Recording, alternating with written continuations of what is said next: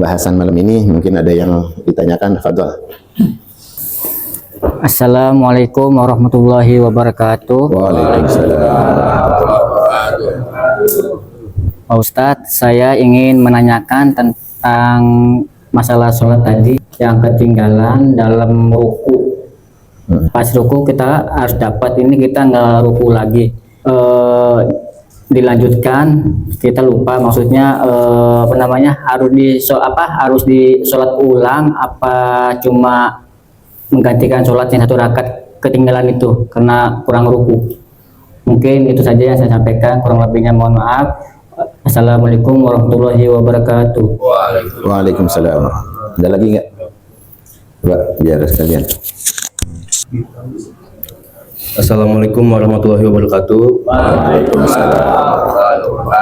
Nama saya Ahmad Hafizul Fikar, ingin bertanya Pak Ustadz mengenai adu domba tersebut.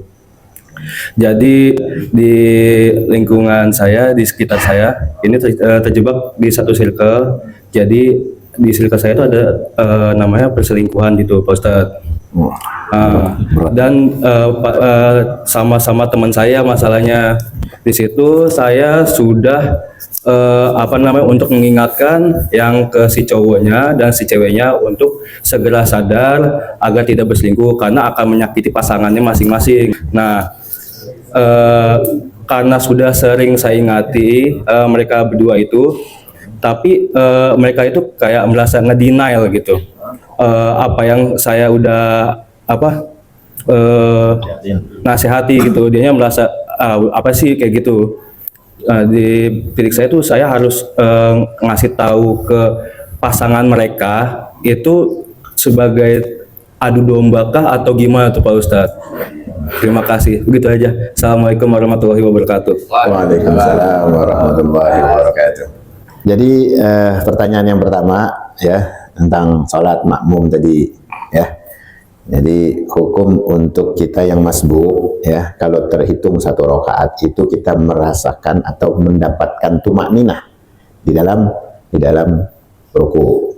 Kalau nggak sampai sempet ya, tumakninah ini artinya diam sejenak. Kan ada yang sholat tuh kayak kilat tuh, nah itu nggak tumakninah, itu nggak diem namanya, itu mah lewat kayak orang kesandung ya. Nanti mau ruku apa kesandung. Nah ini perlu digarisbawahi bahwa ketika kita ingin mendapatkan satu ruku ya, kita harus meyakinkan diri kita untuk diam sejenak ya, atau bahasanya tasbih, mendapatkan tasbih itu. Adapun tidak sempatnya membaca Fatihah atau apa itu, nah ini nggak ada masalah karena sudah gugur, nah, artinya sudah digantikan dengan imam ya. Ketentuannya itu ya salah satunya takbiratul ihram, langsung mengikuti gerakan imam dengan ruku dengan takbir yang kedua. Yang pertama takbiratul ihram ya, yang kedua ya takbirnya ruku. Gitu.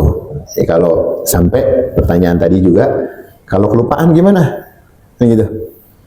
Ya, kelupaan ya kalau jedanya itu terlalu lama maka harus diulang. Kalau udah sampai kemana-mana, apalagi udah sampai rebahan, udah sampai ngobrol, udah sampai chattingan, WA-an, ngata-ngatain teman, nah itu udah sampai bahasa.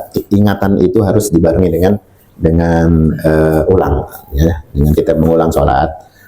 Terus kalau aja yang belum, misalnya ada jeda waktu yang kira-kira belum begitu lama, maka dikatakan langsung, ya, dan ditutup dengan sujud sahwi.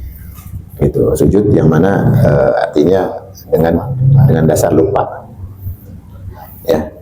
Jadi paham ya. Jadi kalau kita ketinggalan masbuk, kalau sampai buru-buru banget lari, udah nggak apa-apa, kita tinggal aja. Tapi kalau masih sempat ya kita sempatkan dengan memastikan tasbih di dalamnya, atau tumakninah, berdiam di dalam ruku. Ya kalau sampai nggak sempat ya udah tinggal ganti aja kok, tinggal ganti. Gitu. Nambahin. Kalau sampai ganti lupa, nah itu yang tadi pertanyaannya, ya, jalani dengan mengulang, lalu dibalut dengan sujud sahwi. Kalau terlalu lama maka diulang. Ya, ingat ntar misalnya, kayaknya gue yakin nih kurang. Gitu. Nah, ini sedikit mungkin udah terjawab ya. Yang kedua, pertanyaan tentang namimah ya. Jadi adu domba. Kalau ada temen yang pacaran kan ngeri, yang benar-benar ya kan selingkuh, oh dinasehatin, selingkuhnya aja udah kagak bener kan, dasarnya aja tuh udah nggak bener. Jadi nggak usah pakai disimpulkan lagi ya. Ketika perselingkuhan itu terjadi, ya maka kita nasihati, dan itu bukan bagian dari adu domba ya. Di situ bagian dari cerminan kita seorang mukmin. Kalau ada kerabat kita yang begitu, kira-kira kita sudi nggak? Kita rela nggak? Kalau aja sampai istri kita yang begitu, atau pasangan dari keluarga kita, ini kan teman kan? Ya, kita bukan kategori pengadu domba. Jadi kita menjadi cerminan sebagai nasihatnya seorang mukmin.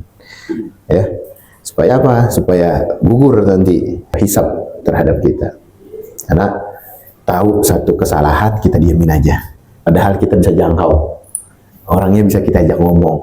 Ya, kalau resikonya itu dibilang adu domba, dibilang itu resiko. Orang yang pengen berbuat adil pasti dikata-kata yang enggak. Dan itu bukan kategori adu domba, bukan. Orang kalau nggak demen dengan nasihat, dia selalu mengkambing hitamkan apa? Nasihat itu sendiri. Lu jangan adu domba gua lu, kayak gitu kan? Lu jangan so alim lu riya aja lu kan gitu. Dia selalu mengkambing hitamkan apa? Nasihat. Ah lu aja iri. Lu aja syirik kan begitu kalau kita lagi nasihatin. Enggak, sebetulnya kita ini kasihan sama dia. Kalaupun adalah tanda kutip ya, yang kita di dalamnya ada syiriknya mungkin. Tapi kalau nasihat itu berbau kebenaran, masih lebih dominan kepada benar. Misal teman kita didemenin banget dah sama cewek-cewek gitu kan, kita enggak. Nah kita kan ada irinya tuh, ada syiriknya. Tapi ketika dia berkaitan dengan maksiat, ya lebih hak kita membela maksiat kita, bukan irinya kita. Jangan kita diem gara-gara ntar gue bilang syirik lagi, gue nasihatin dia. Enggak begitu juga. Paham ya? Kalau kita dibilang syirik, iri, emang itu ada, tapi hak jauh lebih utama, maka kita harus mengutamakan yang hak. Walaupun resikonya dikatakan syirik, iri, dengki, yang tanda kutip memang ada misalnya. Tapi kita lebih mengedepankan apa? Nasihatnya, yang haknya kita lebih kedepankan.